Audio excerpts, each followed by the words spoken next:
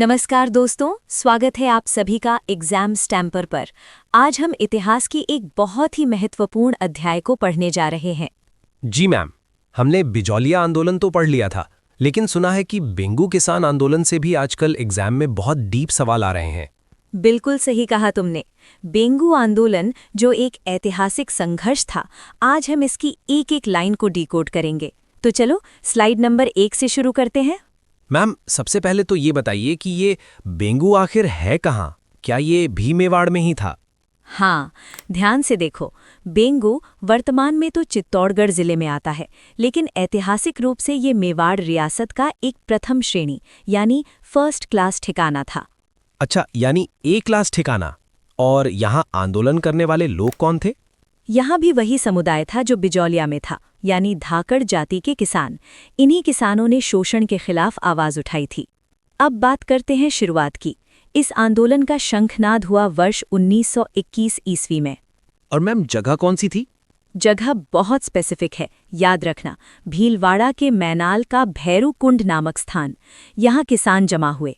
तो इसका नेता कौन था? क्या विजय सिंह पथिक जी खुद आए थे? नहीं, यहाँ थोड़ा ट्विस्ट है।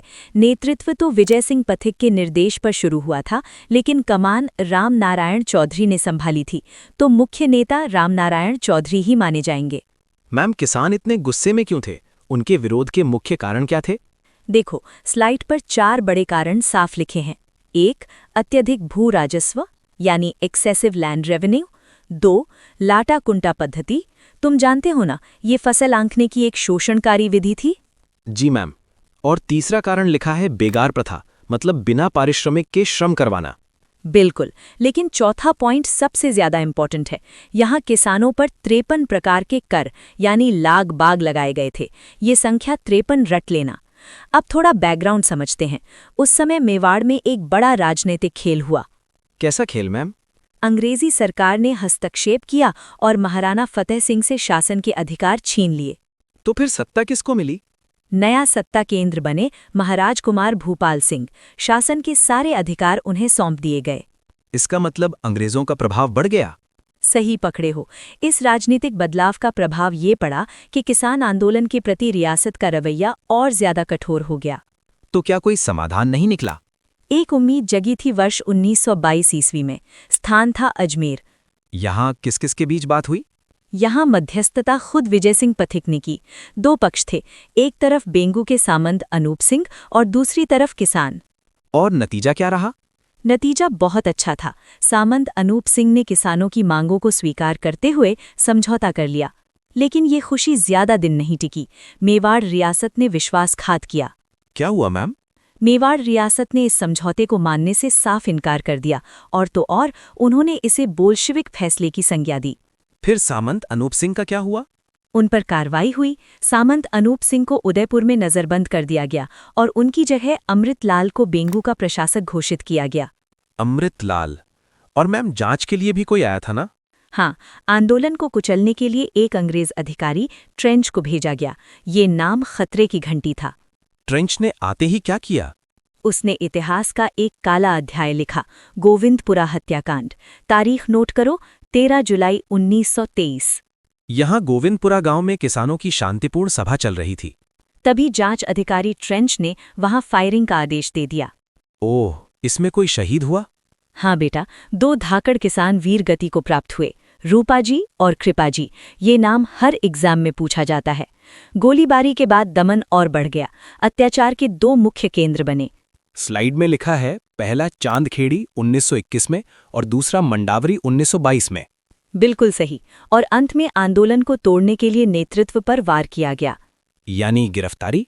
जी हाँ, विजय सिंह पथिक को 10 सितंबर 1923 ईस्वी को गिरफ्तार कर लिया गया। मैम, क्या अखबारों ने इस अत्याचार के बारे में नहीं छापा? छापा था, इसीलिए तो उन पर बैन लगा।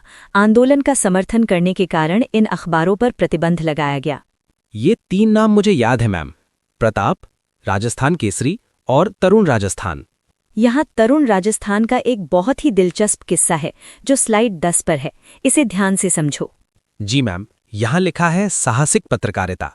तरुण राजस्थान ने महाराणा फतेह सिंह को एक लेख लिखा कि उन्हें शासन के अधिकार पुनः अपने हाथ में ले लेने चाहिए।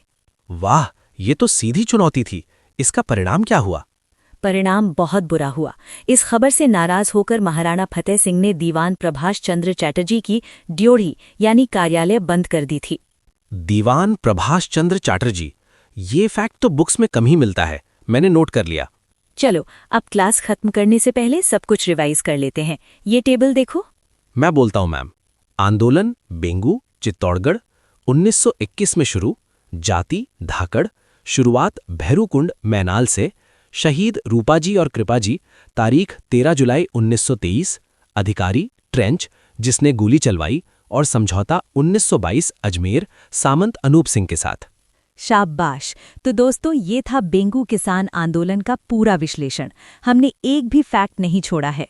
दोस्तों अगर आपको इस क्लास की स्लाइड्स चाहिए तो हमारा टेलीग्राम चैनल अभी ज्वाइन करें।